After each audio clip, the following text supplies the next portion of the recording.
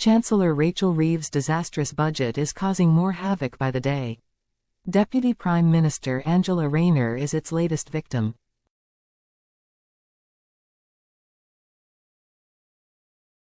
We knew Reeves would be a disaster after she kicked off her tenure by making the politically inept decision to rob 10 million pensioners of their winter fuel payment.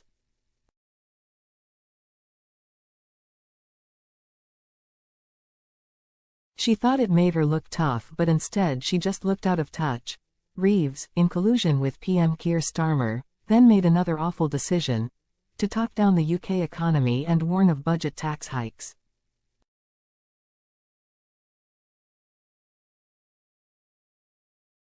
This terrified businesses and consumers and stopped the economic recovery in its tracks.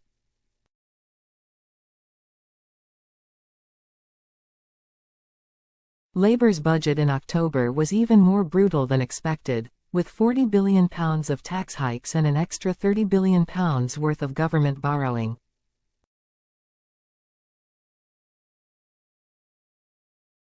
There's so much to criticise but ill focus on the misfiring decision that will soon see Rayner hopping around in agony.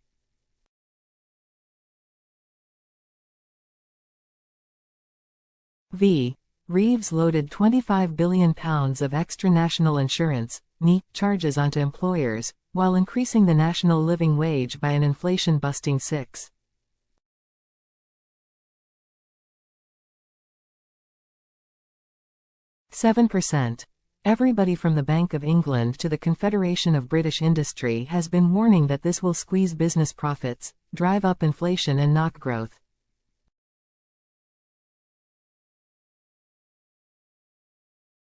It will also destroy the only idea Starmer and Reeves had for boosting growth.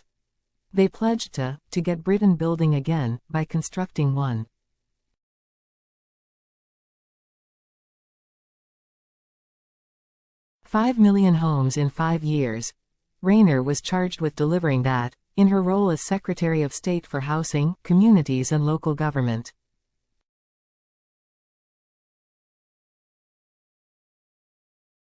And Reeves has just wrecked her slim chances of success. The Chancellor's budget knee raid and minimum wage hike will drive even more construction companies out of business because they can't afford the added cost of employing the necessary workers.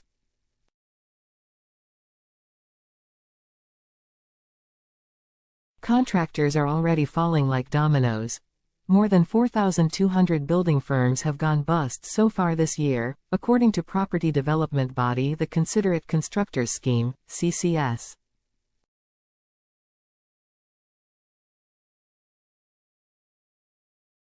Construction firm ISG, which held government contracts worth billions of pounds, is just the latest to collapse.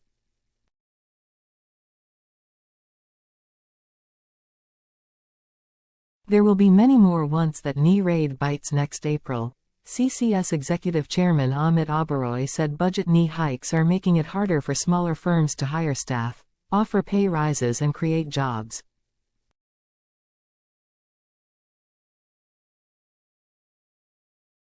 Developers are on a knife edge, he told the Daily Telegraph.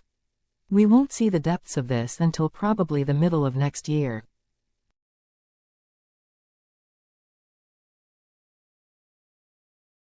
This won't just stop private housing developments in their tracks. It will also destroy the social housing boom that Rayner is desperate to engineer.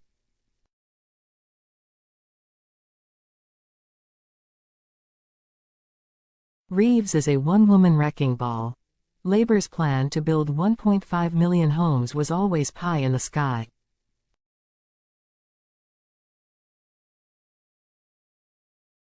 Back on July 22, I wrote that Starmer didn't stand a chance of hitting that fanciful target.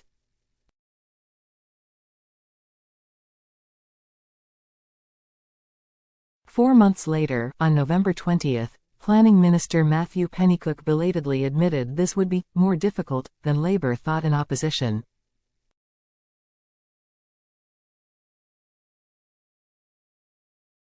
You don't say. What exactly was Labour thinking in opposition?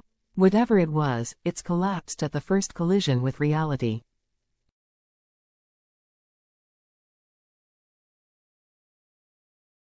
There's already a desperate shortage of workers in the construction industry. Now Reeves has made employing them even more expensive.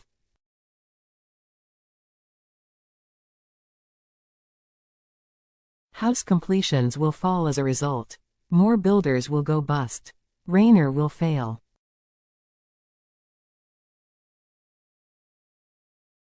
The housing crisis will drag on.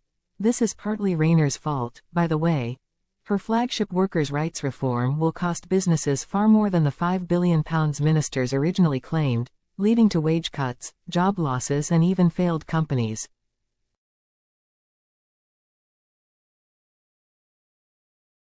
That will also sink Labour's house building plans.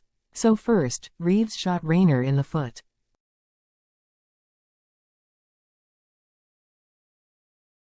Then Rayner shot herself in the foot. It would be funny if it wasn't such a disaster.